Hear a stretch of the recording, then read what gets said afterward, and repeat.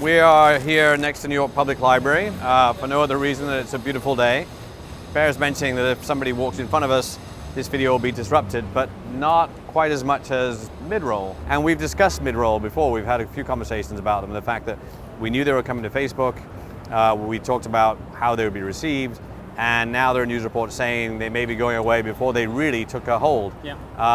You're not surprised by this? Tell me why. No, we've always known that mid-roll is very interruptive, right? I mean, the Facebook newsfeed experience, which is where these videos are showing, is a particular kind of experience where you're scrolling through, probably on a mobile device, you stop, now all of a sudden you're in the midst of the video and boom, a mid-roll comes in. I know Facebook has been experimenting and trying to find what's the right place to do that, what's the right duration.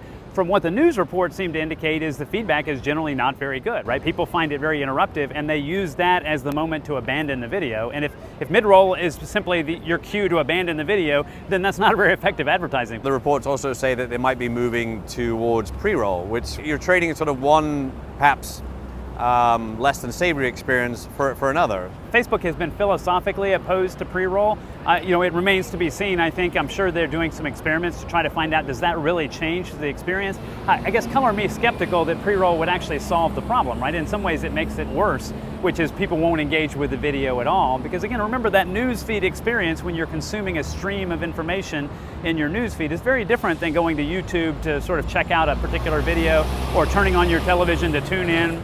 Unless the data proves out that if the headline or the thumbnail is good enough to attract you to go through a pre-roll, which we've become sort of, I feel like we're somewhat conditioned to sit through pre-rolls, at least in videos and in the YouTube experience, that if you make it through that pre-roll, then you may watch that whole video. Absolutely, if you can condition the audience to do it. But I think the place that probably would manifest itself is Facebook's talking about a video tab, right? They want to have an entire tab that's distinct and different from the news feed.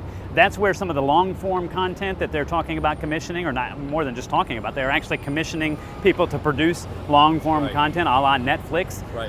And so that's going to play in a place that's different than the news feed. That I could see pre-roll having a much stronger chance. Whether they choose to do that, remains to be seen. But again, color me skeptical that in the news feed that psychology and what you describe is actually going to play out. Now you've said color me skeptical twice, so I'm coloring you skeptical for sure.